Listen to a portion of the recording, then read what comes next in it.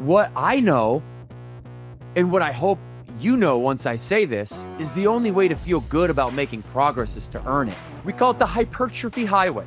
Hypertrophy is a word when you're talking about maximum muscle build. Hypertrophy is like 90% of what Burn Bootcamp's focus is.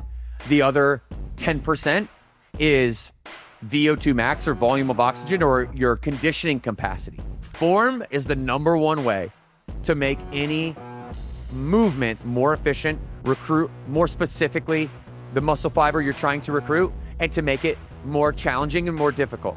If you didn't do that, then you're not going to be prepared to PR in your first set. I look at Pilates as a nice to have, not a need to have. And I'm not bashing it by any means. I think it's fantastic. It doesn't happen. Okay, here's the punchline.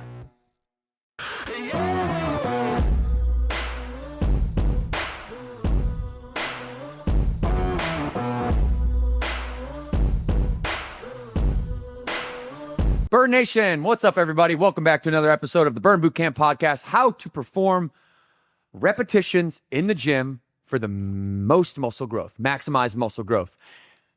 I'm going to start with a little monologue here, okay? Because this is so obvious to me as a personal trainer and as somebody who has literally gotten to the highest ranks of professional sports because of putting on weight, because of strength training, because of the universal principles, performing good reps, gaining muscular growth to propel performance.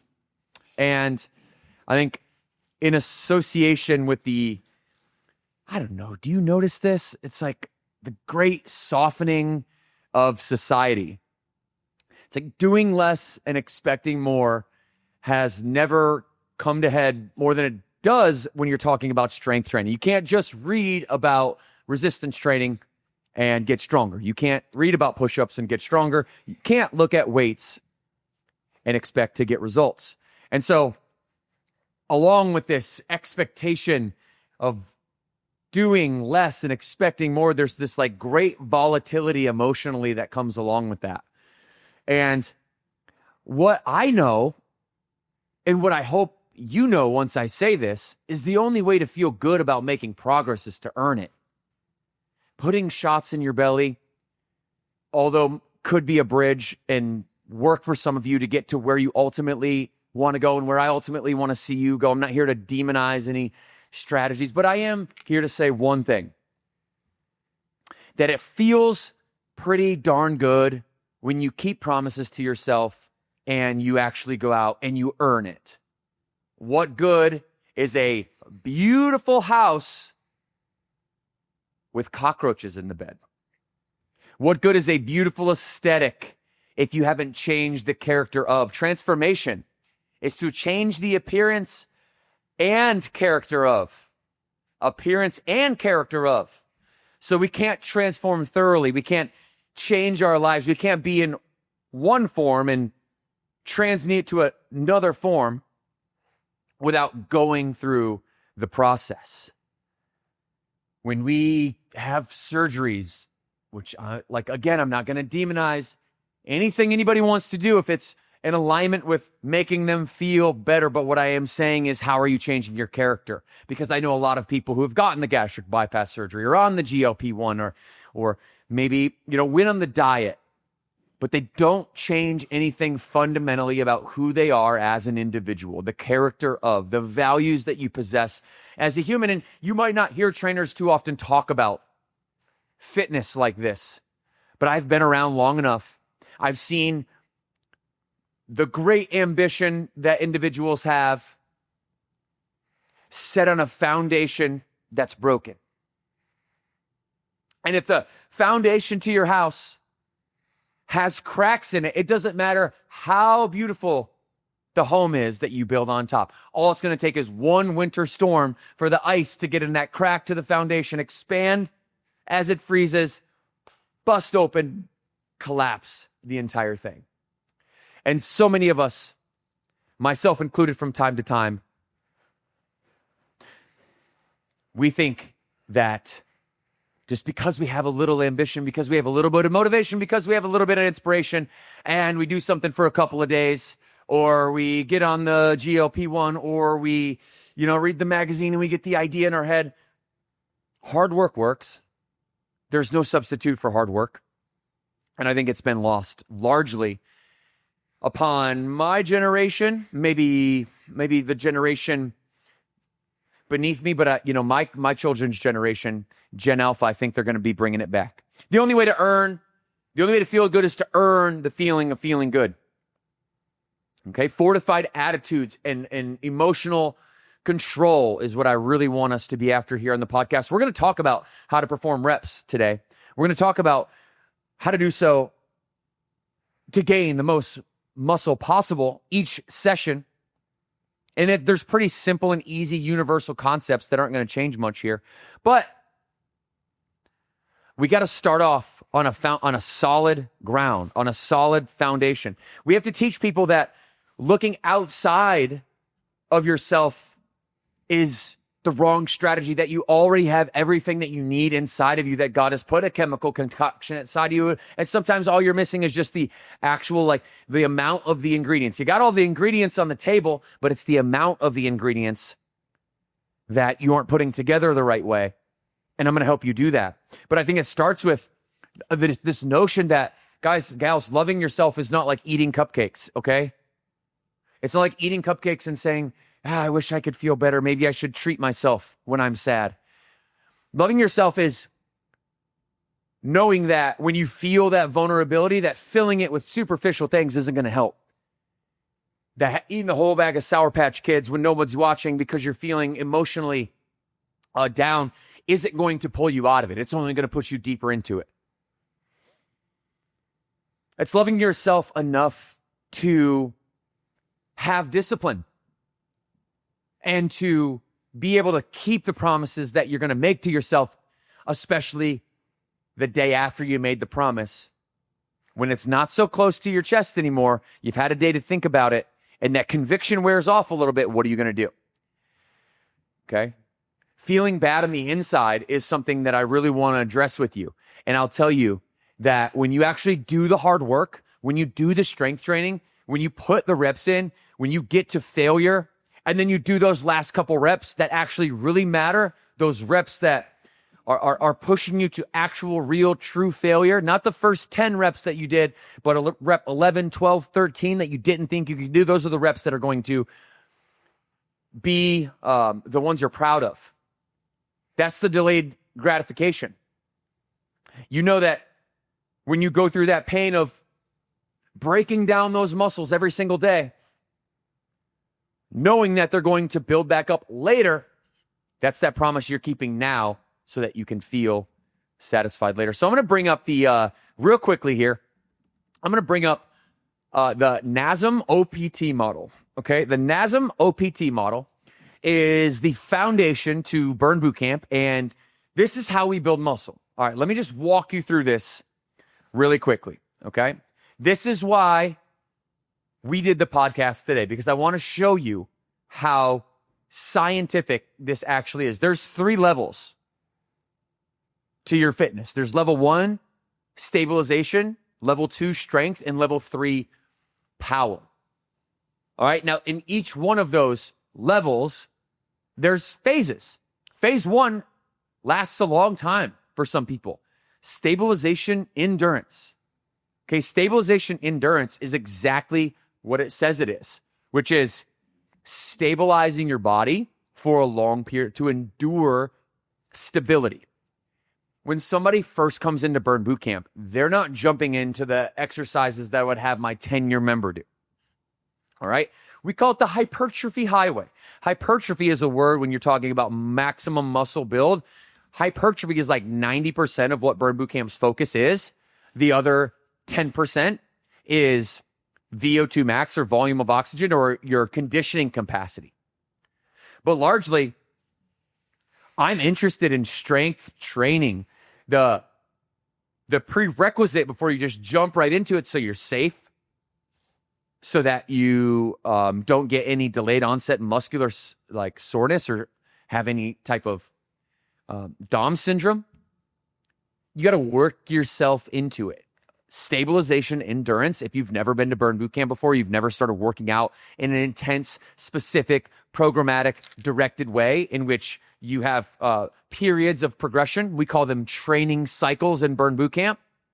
By the way, training cycle 2 right now, training cycle 2 is right now. That is deadlifts, everybody. Okay? That is pull-ups. Flash that graphic if you don't mind. Right now, we're focused on pull-ups and deadlifts. The training cycle. This means a period of 4 weeks from February 2nd to February 28th. We are working on, I want everybody in Burn Nation to do a pull-up. All right, Burn Nation, this is your challenge during the training cycle of February 2nd to February 28th. I am challenging everybody that is watching this episode right now to do everything that you can to get up there, one unassisted pull-up. That's your goal. Whether you have our bands in the gym right now, we have gray bands that make it easier. Blue bands make it less easy, a little bit more difficult. You put both of them together, makes it a little bit easier to help you propel your body weight up. My goal for everybody, and whether it's in this training cycle or it's in the next training cycle, in which our human movement pattern pull with the associated exercise or fundamental exercise pull-ups, I want everyone to set a PR. Most of us, our PR is going to be able to do one repetition unassisted. That's the goal. Or if it's deadlifts, it's 15, 12, 10, 8 over the 4-week period. You're going to go 15 reps week 1, 12 reps week 2, 10 reps week 3, and 8 reps on week 4. We call these 15, 12, 10, 8 RM. Okay? 8 RM. 8 reps max. How many repetitions can you do for 8? Now, here's the first principle. Failure isn't an option. Failure is a must. Okay? Especially on these exercises. On these fundamental 24 exercises, the ones that burn that are related to our training phases, our training cycles, our progressive overload through those training cycles. Okay? The first principle is that when you get to 8, 10, 12, 15 reps, the work begins then. If you're going for 12 rep max, you're going to get to 10 and feel like you want to give up. That's not your max. Form failure is one thing. Failure is another thing. Form failure is when you're doing the repetition. I'm doing a shoulder press, okay? And I'm getting all the way to the end and I'm starting to, that form's failing out and I can't quite do the repetition anymore. Now, the eccentric, the lowering down part of this exercise is your strongest posture. The concentric, the contraction, the pushing up is the weakest posture. So as you're getting to 9, 10, 11, 12, that end of that repetition range, that eccentric motion on the last couple reps, oh, that's where all the money is. That's where it's all built right there. So remember, you do all the reps to get to the last couple eccentric portions of the rep. Does that make sense for everybody? All right. Remember, we go through these training cycles every 4 weeks. Okay, every 4 weeks. I'm going to flash you guys 12 human movement patterns and then the associated 24 fundamental exercises, okay? You have push, pull, squat, hinge, lunge, gait, agility, brace, rotate, jump, carry, and bounce. There's 7 primary and then 5 secondary. If you look at the fundamental 24 for each one of those human movement patterns, you're going to have 2 exercises that we are working for PRs. So right now we are in pull, which is pull up. Okay. And we are in deadlift, in hinge, which is deadlift. So those are the 2 movement patterns we're focusing on for February. And here's my advice to everybody one more time. When you think you're at failure, you're probably not quite there yet. I want you to go all the way to true failure. Realize the last 2 reps. That's where all, not just John, just most, that's where all of the money is made, all the gains are made. when you think you're failed out, and then you go those extra 2 reps. Happy repping, everybody, for training cycle number 2 here in 2026. Happy pull-ups, happy deadlifts. Remember, we're not going over 15. If you're going over 15, if we go back to NASM, so if you're going over 15 reps, you're probably new to burn. Our 3,000 trainers across Burn Nation are going to recognize that you don't have a prerequisite. You don't have a base. You haven't already been through phase 1, stabilization, endurance. And so we're not going to jump you right into strength training, hypertrophy. Don't worry, I'll get there in a minute.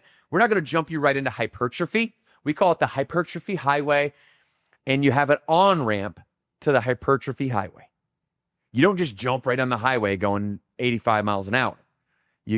I guess that's how fast I go on the highway. I'm not sure how fast you guys go. Don't go that fast. I don't think you're allowed to go that fast unless you're on the Autobahn or somewhere. I think it's called the Autobahn in Germany. Here, most of them is like 70, 75.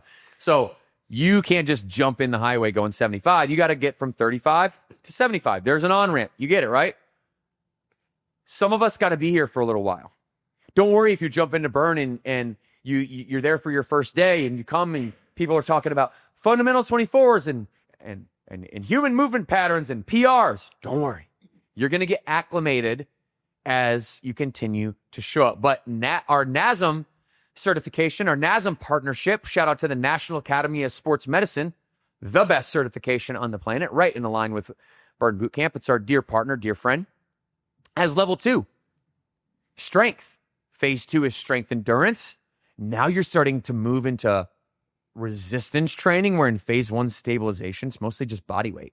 Think like, let's use squat for an example. Going back to phase 1, you're not going to go body weight squats or what's commonly known as air squats. You're going to go right to the wall. Hold a wall chair. Stability and endurance in the stability. How long can you hold the wall chair? Once you can do that for a minute, once you can do that and your legs don't look like little baby giraffes when you get up, like you're completely gassed out and you have no more. I built your endurance. Then we're going to go to strength endurance. Now I'm going to teach you to air squat, body weight squats. Your body weight is resistance, by the way, when you're first getting started, especially. So then we're going to keep you in that rep range of 15 plus. Notice in our training cycles, you're never going to see more than 15 repetitions. Why? Because as soon as we go above 15, our teaching and the science of literature will tell us that we're going to be out of that hypertrophy rep range, which is really phase 3 of strength, and you're going to be in that strength endurance phase. So really 16, 17, 18, 19, 20 reps. Things like body weight conditioning are strength endurance days. A lot of times, Metcon guys, listen to this one.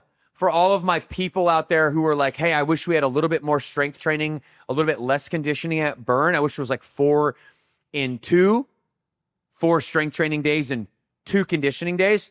This is the beauty of Burn Bootcamp. That Metcon day is a tweener day. You've seen a Venn diagram before, right? Gosh, I wish we had a whiteboard I could draw on real time, because I'd be drawing a super cool visual for you right now. One side out of the Venn diagram is going to say strength.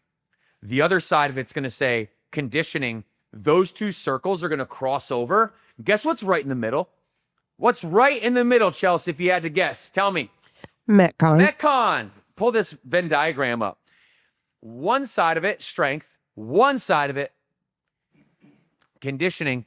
And right in the middle, you're going to have a Metcon. Now, this is where personal training in a group setting, what we're known for as at Burn, why we have all of our trainers on a NASM or a NCCA accredited certification, why they our lead trainers pass Burn University, they onboard. The rest of our trainers show this Venn diagram. You've seen this before. On the left side is strength and the right side's conditioning. In the middle, that's going to be where Metcon is. So if you're somebody who wants more strength, your goal is lean toward more strength, then you're going to lower your rep range. You're going to go heavier weights, lower reps on a Metcon day, where you're 12 to 15. If I'm somebody who wants more conditioning, if I'm somebody who, let's say, values the muscular endurance. Let's say I'm a long-term, like I'm a runner, I'm a marathon runner, and I want to increase my lactic acid threshold. I can up my rep range. If I'm somebody who's brand new to fitness and I'm not quite to that phase 3 yet, and I'm still working myself in, I want to be able to do 20 to 25 reps before I start adding, which is the next phase, which is load. Okay, so my form, I get to failure at phase 2, so I'm really focused on form in strength endurance. I'm making sure I can have the endurance, the foundational stability and strength before I then go to add load, meaning external resistance, not just my body weight, which is muscular development phase 3, and then start to get into hypertrophy, which is 15, 12, 10, 8. Flip back to my graphic one more time with pull-ups and deadlifts on it, because this is what I want you guys to realize, is that Burn Bootcamp lives. We live, everybody, in phase 3. All of our PRs live there. Our fundamental 24 exercises live there. Our human movement patterns live there. And we live in hypertrophy. What is the opposite of hypertrophy? Think about that. Shout it out if you know the answer. What is the opposite of hypertrophy? Chelsea, do you know the opposite of hypertrophy? Say the one word. Atrophy. Atrophy. If you don't hypertrophy, then you're going to atrophy. Atrophy is the natural loss of muscle. Hypertrophy is the maximum recruitment and growth stimulation of muscle fiber. They're opposites. So if you don't hypertrophy, then you will atrophy. Does that make sense? If you're not gaining muscle, you're losing it. One of my favorite quotes in the world, famous Miami Heat coach, now owner, Pat Riley. He said, there's no such thing as life in between. There is no such thing as life in between. That means you're either getting better or you're getting worse. There's no staying the same. You're getting better or you're getting worse. Okay? And so at Burn, it's all about progression. Progression is happiness. If you're progressing and you know you're progressing, you're going to have a smile on your face. Okay? The only time that we get discontent is when we're not progressing, when we're stagnant. Because if we're stagnant, we're going the opposite way. And if we're not progressing, we're dying. Does this make sense? So we have to be pushing it all the time as a human, like human psychology, to actually feel satisfied with our progress. We've got to be pushing it all the time. So go back to NASM. And I'm going to keep walking you through this because it's so important. So in order to build muscle, mechanical tension is a fancy way to say lifting weights or lifting external resistance. Once you have proven that in all 3 planes of motion, there's frontal, sagittal, transverse, 3 planes of motion that you've gotten through phase 2 strength endurance, that you can do 25, 30 reps of pretty much every fundamental movement, push-ups, lunges, hinges, maybe some pull-ups with a band, some assisted pull-ups, where you're starting and you're not like uber sore, like so sore the next day that like you can't walk anymore, like it's still day 2 or day 3, okay? That's going to be when you're starting to recover quicker. That's when you know that it's time to progress, that your body is growing and it's adapting to the stimulus. So mechanical tension begins in phase 2, but is maximized in phase 3, which is muscular development. This is hypertrophy. This is where we're going to spend most of our time talking about. Make sense? Say yes? Yes. Phase 3. This is home. Hypertrophy's home. You'll never get bored in hypertrophy. Hypertrophy is the gift that keeps on giving. Because the beauty of this is when you get to that 15 rep max, or 12 RM or 10 RM or 8 RM, then you're going to be able to do what? Increase your external resistance. Matt Morris and I teach all of our trainers in Burn Nation, and most of them already come in with a prerequisite knowing this because they all are in NASM or some like certification. We recommend, obviously, NASM, like I said, but they all have some prerequisite that says this. Form is the number one way to make any movement more efficient, recruit more specifically the muscle fiber you're trying to recruit, and to make it more challenging and more difficult. We know making the rep more difficult within good form is the way that you're going to increase your body's ability to adapt. Okay, the sensory information that you're giving your body will adapt. If you keep giving it new stimulus, it will adapt. It's an incredible adaptation machine. You will break down the muscle fiber by forcing the body to adapt by lifting more weight through a range of motion. Now, I'm going to stop right here and I'm going to tell you a story. This is my favorite time on the podcast, is to tell stories. Okay, so I am in Lake Mary, Florida for our Proud Tour. All right, I get a chance to meet Terry and Bree. Terry and Bree have lost 40 and 47 pounds respectively. They are burn sisters. They come to the gym together. They are looking for a way to get to that next level. They spent time in muscular endurance. They spent time in stabilization. Okay, they're now at this place in which they're trying to get to the next level. The weight loss is gone. They're recovering faster. As we're working out together, one thing that I was teaching them that I want to teach you here is the following concept. Once you get to that phase 3, that hypertrophy muscular strength phase, slower is better. Faster is not better. Here's what I want to teach you. There's 3 fundamental positions when you're undergoing mechanical tension: the eccentric motion, the concentric motion, and that static or isolated position.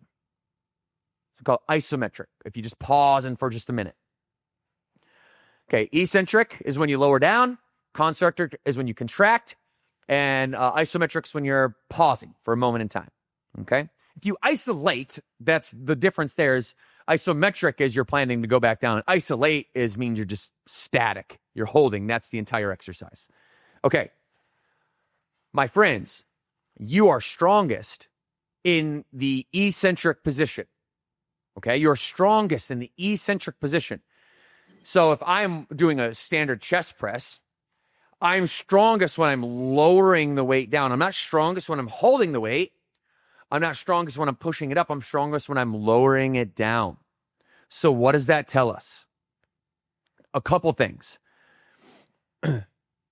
That we really want to be slow and controlled on the eccentric motion. So when I'm working out with Terry and Bree, these women are flat out getting after it. Okay?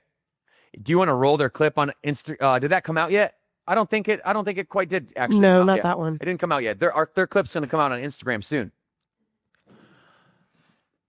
But they are flat out getting after it. The hardest working women that you could possibly ask for.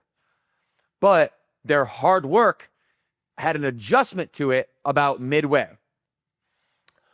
So this is not only a story about Terry and Bree, but also a crossover for our trainers, and where I see some mistakes happening. I'll just air it out right here because I think it's a very important platform to do so. So many trainers are listening to this as well, and I don't want to pretend that like Burn's perfect. We're not perfect. We have a lot of opportunity to keep getting better. One of those areas of opportunity I see for us to get better is the following. We call it methods of training, and it's specifically like this. It says form is the number one thing that we assess when we're looking at a camp. Form over everything. The number one way to make the movement harder is great form. You want to engage the muscle properly? Great form. Form first, and then external load, okay? And then what we call rep manipulations. Sometimes this is what I see in Burn Nation, and this is where people want to go because it's somewhat fun. But let me give you a distinction. We want to inverse that. We want to go, the methods of training are rep manipulation, load, and then form. And what that does is that puts us in a vulnerable position to get injured. And if we are in a vulnerable position to get injured, then we do get injured, which we will if we're vulnerable for long enough. It's just a matter of time. You're going to be on the bench. If you're on the bench, you can't be in the game. You're not in the game, can't score points, can't win at life. Make sense, say yes? So we need to make sure that we are smart when we are training in the gym. Train hard, yeah, but train smart, okay? So as we go through the training phases for the rest of the year, and especially this year, I want you to remember that. Methods of training. Our trainers are going to teach to have great form first. Hey, if 15 reps for body weight with great form is where you're at, that's a perfect amount of load for you. Then a 10 is going to be your next phase, and then 20 pounds, and then 30, and then 40, and we're going to keep that, what we call progressive overload going. We're going to keep forcing your body to adapt. And so the difference between having methods of training the way they're designed, form, load, rep manipulation, as a hierarchy of importance, as opposed to having that flipped, methods of training are rep manipulations first, which are like pulses, adding a band, hold isometrics, adding a little like spicy element to it. Here's why I want everybody to focus on getting to the former, not the latter. The methods of training, form, load, rep manipulations. Here's why.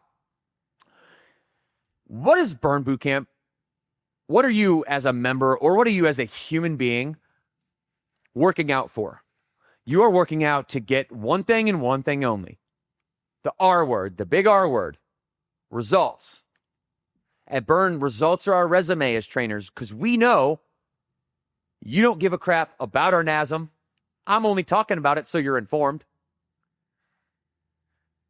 But here's what we do know. Results are our resume. What does that mean?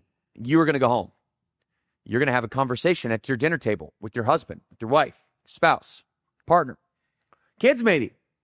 You're going to be sitting at that dinner table. And if you're anything like my family, we do high-low buffalo. One of our VPs, shout out Mayor Bird, does this for their family, and we thought it was a good idea. What's your high of your day? What's your low of your day? And what's one unexpected thing that happened to you that you'd like to discuss with the family? I know when you're doing your rendition of high-low buffalo and you're eating dinner at night, you want to tell your family something that you are proud of. You want that interesting, unique thing to be like, I lifted 80 pounds, my body weight today, 80 pounds in each hand on a deadlift. I feel, and you want your kids to go, yay, mommy. You want your husband to go, man, babe, you're a beast. So proud of you. Here's what doesn't happen. Here's what doesn't happen. Are you guys ready for this? You sit down at dinner with the family. Everybody's sitting around. You give your high of the day. You give your low of the day. You give your interesting fact of the day.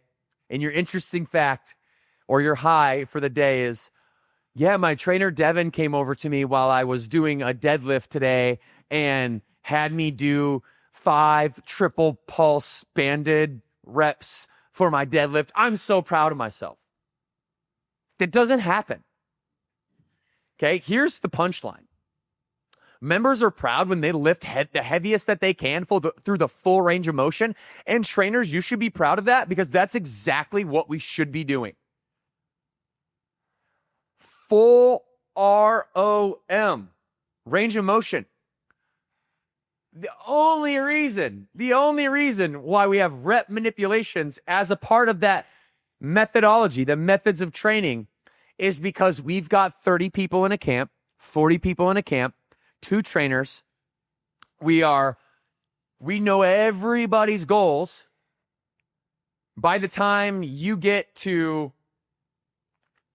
minute 36 in camp, and you're on your 4th set of deadlifts, and you did your 8 reps, and I still want you to work a little bit more because I'm picky and I'm annoying and I'm going to demand more out of you than you are ever going to demand out of yourself, I'm going to have you, just because there's 15 seconds left, drop down into that deadlift position at the bottom and hold an isometric pause for 10 seconds without weight in your hand, just to recruit a few more muscle fibers, because I'm a little bit annoying and demanding. And that's what you hired me for, and that's what you'll put up with, because I'm your trainer. Okay? And I'm just doing you a favor by getting you that little 10 seconds of what we call as trainers TUT, time under tension. And you only got 45 minutes. So I'm going to isolate your isometric hold just for a minute there with some of you who I know still have a little bit of gas in the tank. Now, does that make sense for everybody? Do we understand methods of training, how that works with training cycles now? What I was teaching Terry and Bree. So Terry and Bree, halfway through me kind of real-time coaching them during this camp. By the way, at Lake Mary, Jillian was on the mic. Jillian was phenomenal. She was doing this. I helped her sharpen that up. So now she's just going to be more acutely aware of it. And what we want is those 2 PR exercises, everybody, that you see come out that are part of our training cycles. Those are that 2 exercises in which you leave no effort on the table. Okay? You leave no effort on the table. Somebody DM'd me earlier saying today, Devan, was a or yesterday, I forget what day it was a full body camp. And some of the movements that you had today programmed in full body camp aren't in design with the literature that I'm reading on what full body strength training should be. Okay. I listen to anyone that wants to give advice, critical feedback on the program. It's our program. Okay. It's not mine. It's not Matt's. It's ours. So I'm listening and I'm looking. I'm not just listening to like come on the podcast and say, oh, look at me. I'm listening. I'm listening because I want to make it better. Okay. I want to make it better. This particular advice said, hey, not everything today was pure full body strength training. And there's a reason why. Let me address that. It's because we want some exercises when we have these fundamental 24, like deadlifts and pull-ups. When we have a deadlift inside of a camp, I don't want to ask you to PR on 5 full body exercises. Does that make sense? So I'm going to have, full body compound lift is really when you're using multiple levers or multiple joints. So if I got knees, hips, and shoulders all in a movement, that's definitely a full body compound. So 2 or 3 joints interacting to complete one movement, compound lifting, generally speaking, that's what you're going to see on our full body strength days. But you also might see some exercises that are strategically placed in there called RIR. You know what that stands for, Chelsea? You remember? Reps in reserve. Reps in reserve. So you might have some isolated exercises in there as built-in like holistic mechanical rest for a minute. So you can, hey, hit some shoulder flies. You're still working, but you know that deadlift station's coming up next and you're really going to gear up for that. And you put everything, all of you, into that deadlift exercise. So you may have some exercises on that day that are isolated to maybe a single lever. Although, yeah, that wouldn't be the natural definition of a full body exercise. Remember, it's a full body programming. And so we're going to want to center it around whatever that highlight or whatever that PR is for that week. PRs, those human movement patterns, the fundamental 24, these are the exercises that we need to master. These are the boring things that we're going to continue to master and make it fun. Chelsea, anything to add, anything to clarify? I just went for like 20 minutes on all of this, and I just want to make sure that I'm not skipping over anything or leaving out the obvious. Well, I think a question then that I have for you that I think a lot of people in Burn Nation probably struggle with when it comes to like the RIR and PRing. Most of the time we're all set up in stations. And a lot of time you may be put in the station that's like right after the exercise that's going to be the PR. So you have to go through an entire circuit before you actually even get to that station. How do you navigate that then? Because you don't want to obviously just not do the whole workout to its fullest potential waiting to get to that station. But I think for a lot of people, it's like, but I want a PR. Yes. I love that. Okay, so Burn Nation, if you're like in camp and we have a PR and you might just be misaligned in terms of like when you would ideally want to do that based on the station or the group that you got put in or whatever. Here is the way that I think about it, and I want to transfer this to you so that next time you're put in that situation, you can think about it this way as well. So no matter what, we're going to start with, it's basically a two principle philosophy. You're always going to start heavy, go light.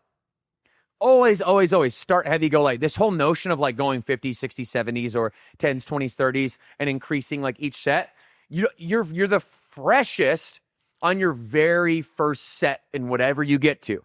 You're your freshest. So you want to go heavy right off the bat. That's principle one. Principle number two is you want to make sure that you're warmed up enough to go heavy, which is very important, right? So those, what we call working reps, are something that you can do for your first 6, 7, 8 reps just to feel. I do this on every single exercise. So if you ask me to do deadlifts and I'm in station and it's going to be, station 6 out of 7 for me, and I know I've got exercises all the way coming up to it, I'm using those exercises. I'm like gearing my body up to get to station 6.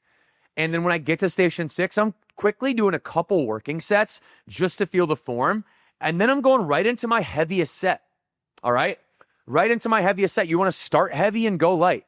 That's so important. I see a fundamental mistake in the gym being made all the time where one of two things. We'll either think we need to do like moderate to heavy, which isn't going to force your body to adapt as well as it could if you went heavy to then forcing yourself to go light. Okay, forcing yourself. That's important. Or you try to go too heavy right off the bat because you pulled in on 3 wheels, dropped your children off in child watch. You missed your opportunity to get to camp a little bit early and download Burn on Demand and do foam rolling and do pre-camp warm-up, do some recovery, foam rolling stuff, myofascial release before camp, and then actually go through the warm-up. If you didn't do that, then you're not going to be prepared to PR in your first set. So you can prepare yourself by being prepared, which is showing up 5-10 minutes early, getting on the foam roller. Every gym has them. Roll out the quads, whatever muscle we're working on. You can go and Burn on Demand, follow right along so you don't have to just guess on what you're doing. It takes 5, it takes 10 minutes. You go right into camp, follow these two things that I'm talking about, working sets, working reps. First, a handful of working reps before you jump right into heavy, and then force yourself to go light because you just can't do it anymore. Does that answer your question, Chelsea? Yeah. Mm-hmm. So it's not going to be perfect. But when I step into camp, and people are sometimes surprised by this. I have no idea why, but I'm in camp 6 days a week, 5 to 6 days a week, I would say. Sometimes 4, but rarely. And that's what I do every camp.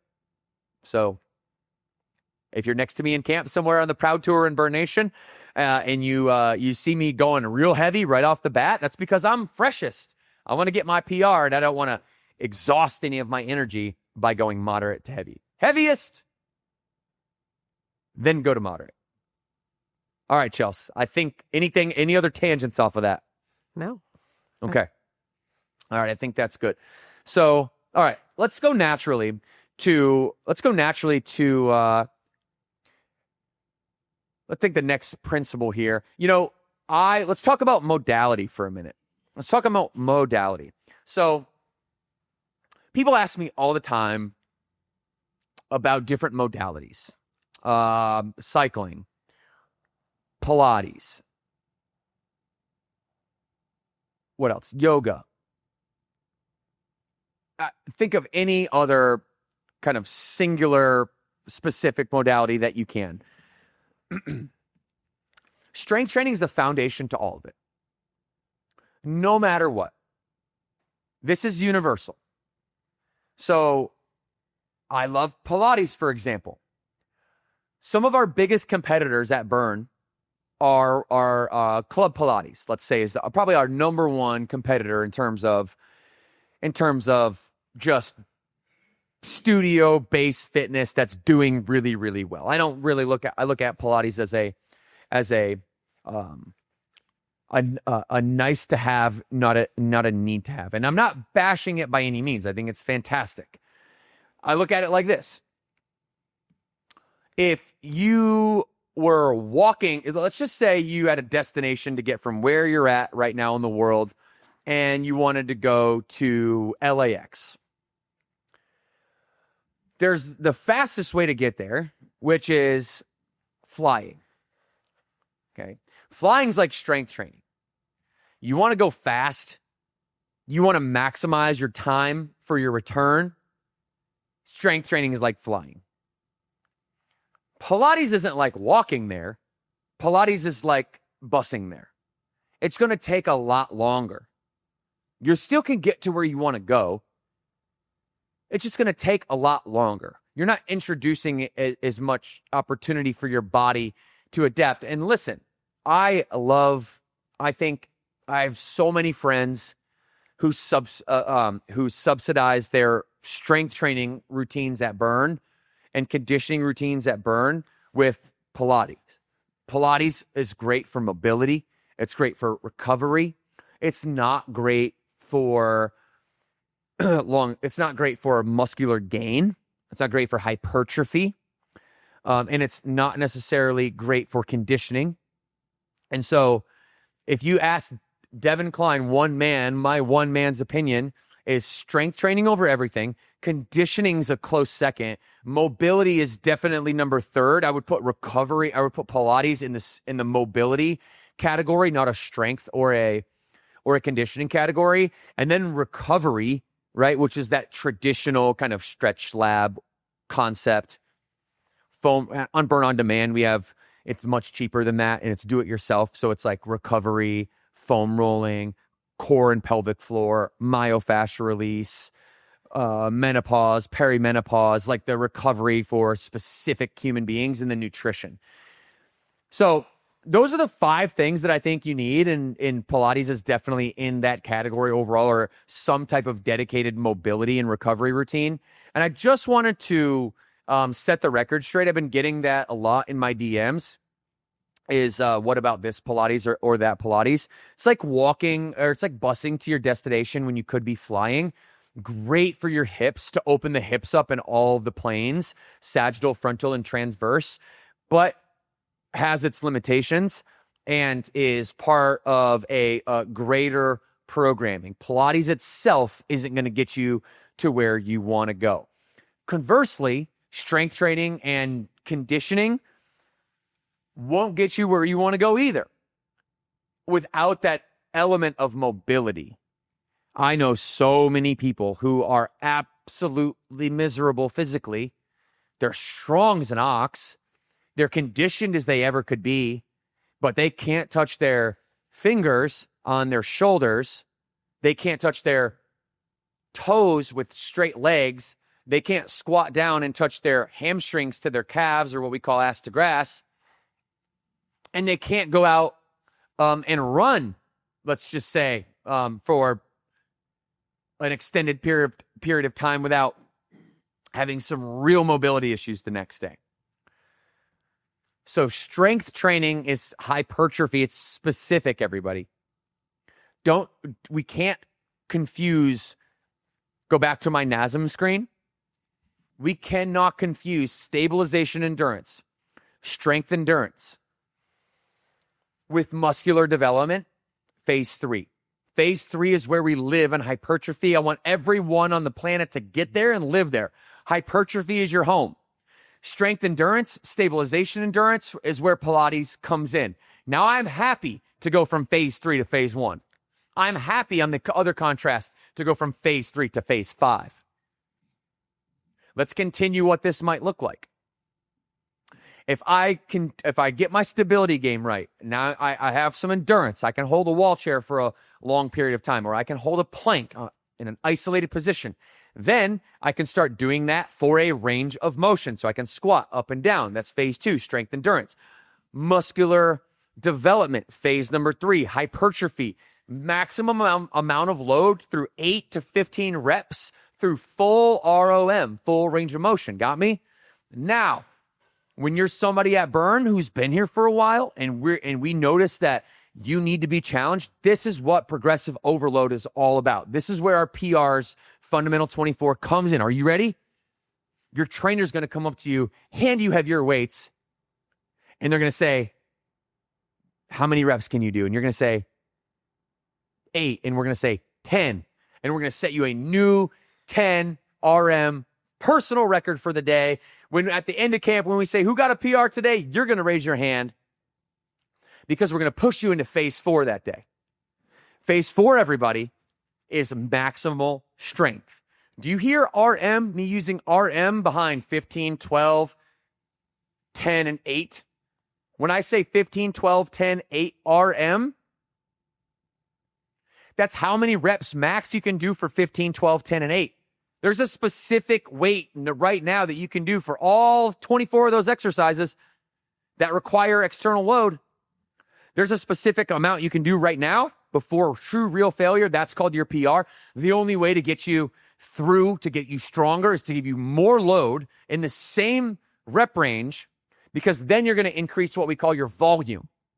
Your reps times your sets times your weight equals your volume. So you're going to go as somebody who's here from 6 months, 8 months. This is why a burn boot camp is a year. This is why, as a San Francisco Giant, my training programs were never less than a year. That's why, as a Central Michigan Chippewa, is never less than a year.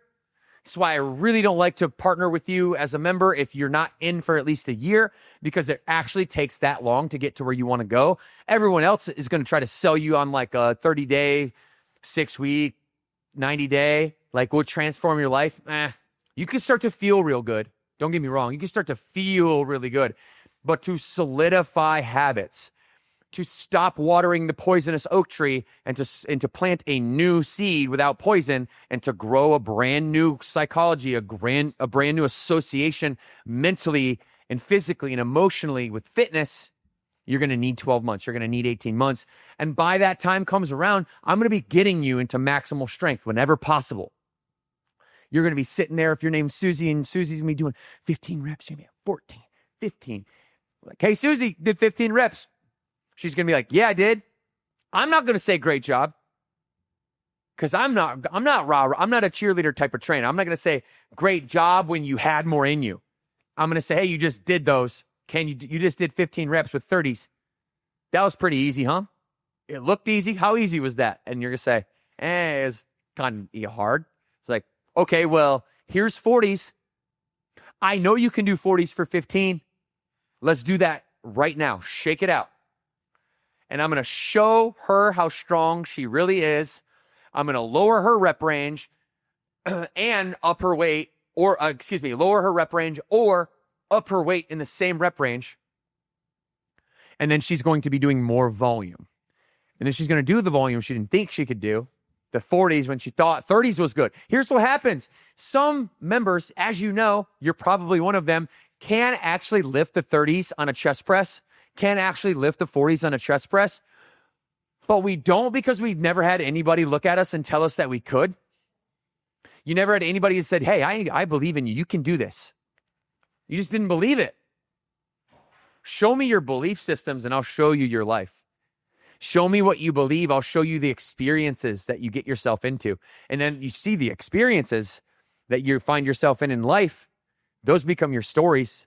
Your story that you're telling becomes your state of mind, your emotional state of being. So by just lifting heavier in the gym, you're going to live a different life, I promise. I know that sounds pretty far-fetched, but it's that little metaphor. It's that daily practice, that daily discipline, that when you do a little bit more here, you're going to do a lot more out there. It means more here.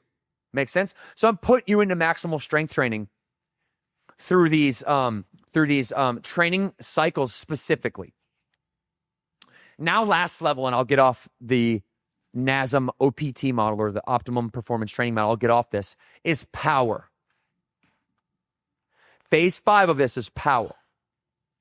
You start off at phase 1, wall chair. Phase 2, air squats. Phase 3, you now are repping out your body weight for 15 RM. If your body weight's 160, you got 80s in each hand. You're repping out your body weight for 15 reps. Your body weight in external load for 15 reps. Then I'm getting you to maximal strength training. I'm going to get you down to 10 reps with 120% of your body weight. Now the fun starts. Now I'm going to take you from hypertrophy, 10 reps on a back squat where you fail out that 10th rep, immediately right into power training, or AKA plyometric, or jump training, or leaving the ground. This does not mean that you don't have weight. This means that you accelerate with velocity through space and time, that you're explosive. A lot of athletic training movements. So as a San Francisco Giant, when I coupled hypertrophy phase 3 with power phase 5, those were the ends of my periodization. And you're going to see here, Burn Nation, that I'm ripping a page from the San Francisco Giants in our programming, and a lot of your programming toward the end of our periodization is going to be a lot of that hypertrophy / power, that jump squat that back squat / jump squat, 10 reps on a back squat for as heavy as you can go, followed immediately by jump squats with light to moderate weight or no weight, where you can accelerate through space and time. And that right there, my friends, is literally NASM Trainer 101 at a baseline. If you understand these 5 phases, then you understand what the reality behind strength training is, the reality behind the modalities are, and why strength training is the number one foundation, not by Devan Kline's opinion, but by science. Chelsea. No, I think training cycles I'm always excited about. I'm too competitive, so I get into the training cycles and I just want to lift really heavy, and it's lots of fun. I think that's something that, like, from last year to this year is something I'm really trying to focus on, is actually, like, with my form as we get heavier and heavier, is making sure that, like, hey, is my form good? Is all those things good before, like, we truly go into some of, like, the lower rep maxes. Like, for instance, training cycle 1, we just finished up with the split squats. I wanted to make sure, like, form was really good before I just, let me grab the 75s and go at it. Because if it's crappy form, then I'm going to end up hurting myself. So that's something that I'm really trying to focus on this year, is making sure form's good. All right, Chelsea. So what you're saying right now reminds me of a conversation that our brand champion Nick Foles and I had. So Nick and Tori Foles, who are, their home base is the Costa Mesa location out in California. And they're best friends, who are Pat and Shelby O'Donnell. So Pat and Shelby are at the Jupiter, Florida location. And so these, one on the East Coast, one on the West Coast, but they played together and they're best of friends and new Burn Bootcamp brand champions. If you guys didn't see our big promotion, they have an amazing company called Dad Season. We can roll this clip as you're talking, actually, Chelsea. So they have an amazing company called Dad Season and Mom Season. So 2 different brands. They are so good at making hats. They're obsessed with it. The hats that you see these guys have on is the first Dad Season Burn Bootcamp launch and the partnership. And I'm so happy to have Nick and Tori and Pat and Shelby as a part of Burn Bootcamp, and just authentically representing a brand that they love. And I love Dad Season. And I know Morgan loves the Mom Season hats. And we have plans to continue to release hats to you every single quarter. And so all the hats that you see coming out of Burn Nation, especially over time, are going to continue to be more and more the partnership between Dad Season and Mom Season. So that's just a little bit of context, but here's what Nick said to me, and I quote Nick. Nick, I'm not even sure if you remember saying this to me, but you said a couple things, and I'm going to quote you while I tell this story. This was during camp. So we have an all-day shoot for our brand champion. One of the parts of the shoot in the run of show was we were going to work out at Costa Mesa. All right, it's going to be Nick, Tori, Pat, Shelby, our friend Boss Everline, Kevin Hart's trainer, came over to celebrate with us and some of his crew. And so we had an amazing crew. And I'm working out with Nick, and Nick makes made a couple comments, and I was able to run over to my phone and capture some of the things Nick and I were talking about during this workout. Nick probably doesn't remember this, but for those of you that have never met Nick is exactly what you would expect Nick to be. And he's exactly who you see on the internet. He is a NFL Super Bowl winning quarterback. That's his mentality. He takes control of every room that he's in. He has precise command, right? He doesn't overpower other people, right, that are also wanting to have control. He delegates the control in the room. And this man speaks in like one-liners. He spent an entire career motivating the highest level alpha males, and he speaks in one-liners, so I'm not even sure if Nick caught this, but he said, quote, Devan, discipline, it looks like obsession to those that do not have any. He said, discipline can look like obsession to those that don't have any. And I was mind blown by this, and I had to just think about it. And where my brain went was, there will be people in your life who will tell you that, like, you're obsessed. You know, you're obsessed with that. And they'll say it in a negative connotation. But they don't realize that your obsession is really an obsession with discipline and who you can become. It's not an obsession with what you're doing. That in most times, the actual doing of the thing, in this case, fitness or working out really hard, actually isn't the obsession at all. It's the discipline to do the thing that Nick Foles was talking about. He said, Devan, discipline looks like obsession to those that do not have any.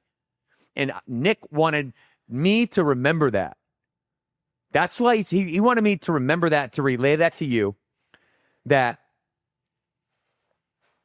if you don't have the discipline to pick up those heavier weights, you're not going to grow your muscle mass.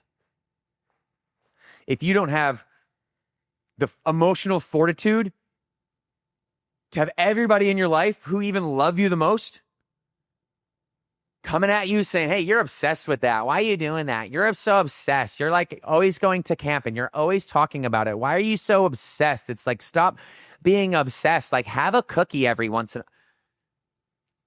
Thank you for your input. Thank you for your input. As I continue to be obsessed with my discipline, because it makes me a better person for myself, my family, makes me a better servant to God and to my mission. So next time that somebody out there wants to call you obsessed, remember, Nick will tell you the discipline just looks like obsession to those that do not have any. So, huge partnership. Love these guys. I was just actually with Pat and Shelby. I think we have a clip of Pat and Shelby and I in the last gym. We were at North Palm Beach, and we were getting after it at North Palm Beach. You can roll that clip. I want to show that. Shelby's got some great 180 broad jumps, I believe, in that clip. There it is, right there. Isn't that the one? That's this one right here. Yep, I found it. Okay, sweet. Roll that clip. But it's never easy when you work out with this guy. Let's go, Proud Tour. First stop. You got those new black Burn B hats coming out soon. We wore those intentionally just for you. A little extra credit, extra spicy. So that's Pat. NFL great, Chicago Bear great, legend punter. Looking fresh, looking clean. It's that Burn Dad season work ethic. It's just ingrained in us. It's what we do. Hungry. No crumbs. Eat, baby. Let's go, Dad. Let's go, Dad.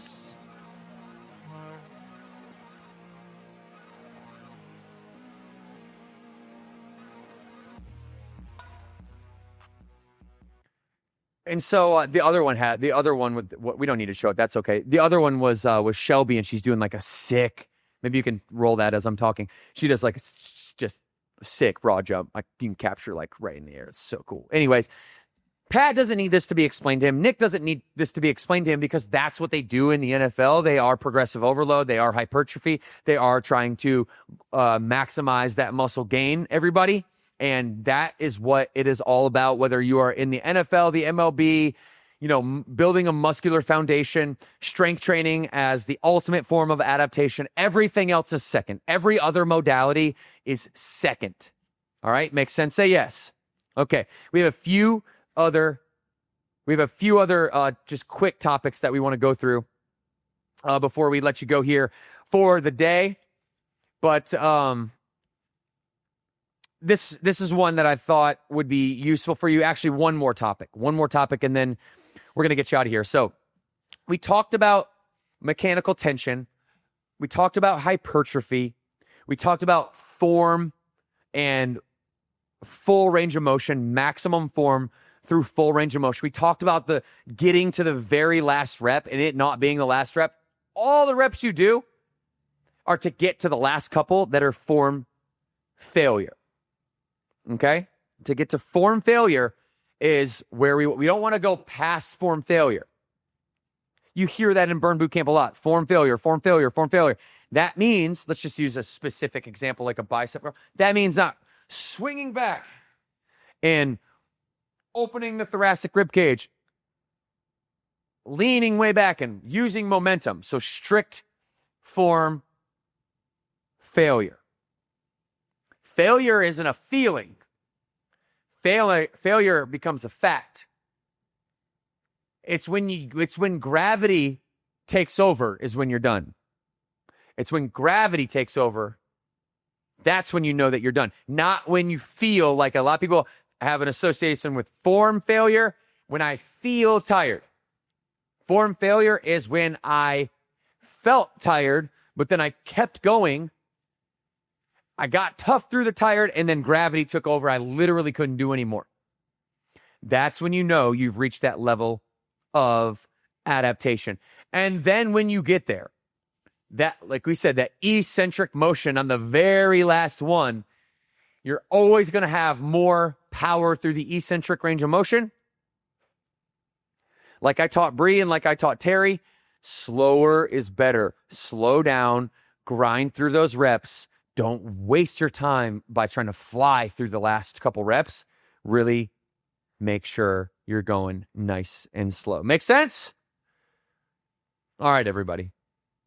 That's a lot for today, Chelsea. That's good, though. That's a lot we threw at you.